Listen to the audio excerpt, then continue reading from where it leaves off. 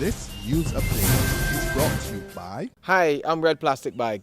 Anyone who knows me knows I don't like cold.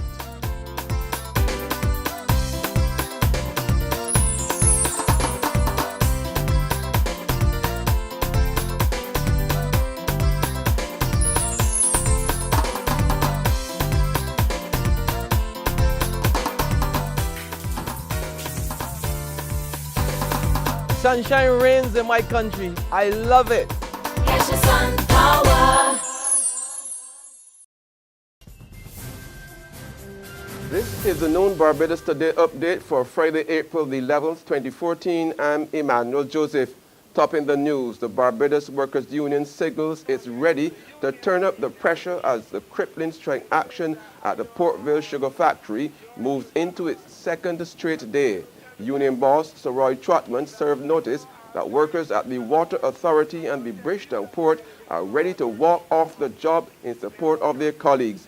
The disgruntled sugar workers are protesting how their colleagues at Andrews Sugar Factory were severed last Friday.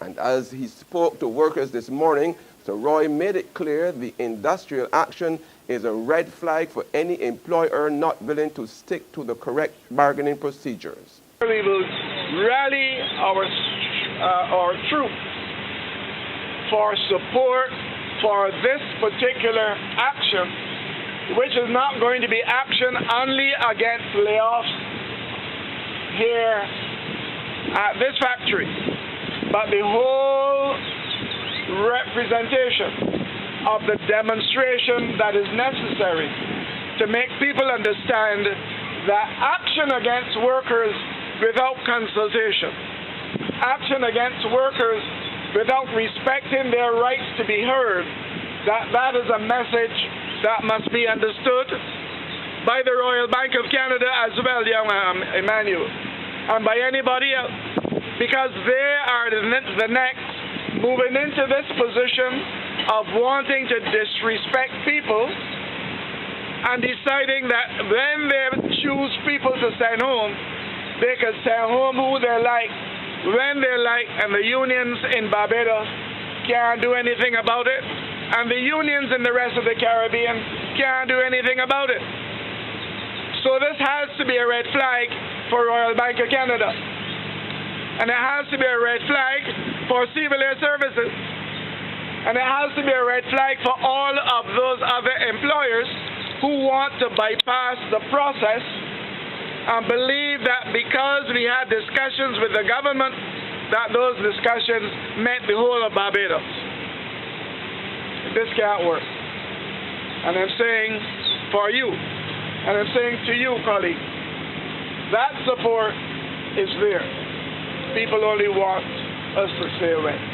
The Chief Executive Officer of the Barbados Agricultural Society, James Paul, makes a strong case for Barbados to impose a 164% hike in tariffs on some categories of imported poultry products. Paul explains the move would benefit poultry farmers, and he suggests that while the island is usually hesitant to raise tariffs, it's time to act in its best interest.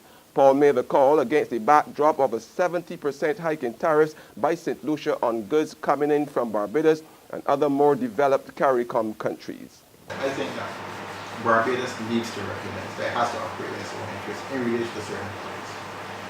And the fact of the matter is that to continue to think that other countries will not do what is in their own interest, even if it's at the expense of Barbados, I think it's being, just foolhardy. I think that we need to recognize that if we are going to be serious about at least giving certain sensitive sectors, which includes the poultry industry and certain vegetables that we produce, the level of protection that is required, which is completely understandable in terms of other countries, we need to recognize that we need to raise the tariffs where we have the right to do so.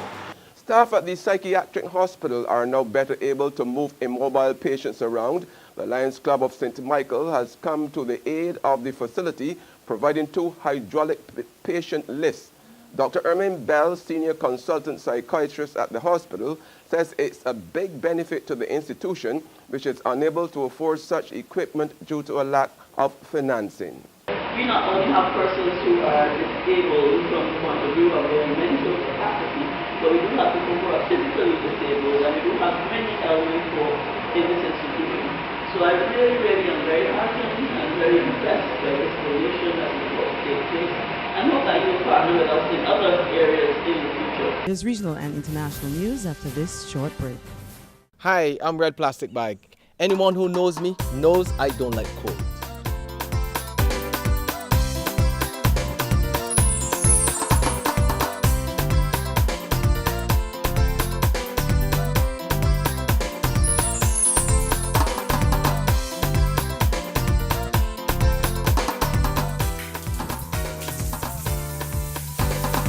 Sunshine reigns in my country. I love it. Get your sun power.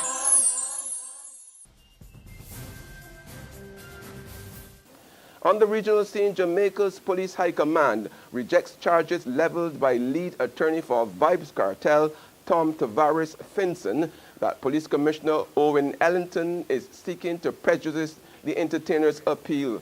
Yesterday, Tavares Finson blasted the top cop, who said that Cartel is a gang leader and his gang is linked to more than 100 murders. The High Command hits back, saying it's evident that Tavares Finson is only one in Jamaica who is oblivious to the operations of the Gaza Empire led by his client and the trail of blood that have been left behind in their activities. The police also dismissed offers by Tavares Finson to provide experts who can help to identify areas where the investigation in the cartel murder trial went wrong.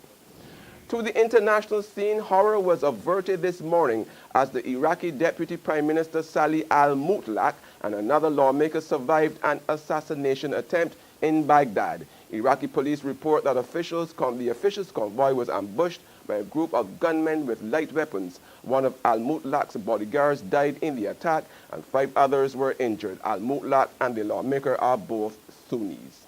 That's been the noon update. Join us again at 6 p.m. Until then, log on to www.barbadostoday.bb, subscribe to our e-paper, and like us on Facebook to get more news and sports. I'm Emmanuel Joseph. This news update is brought to you by Hi, I'm Red Plastic Bag. Anyone who knows me knows I don't like cold.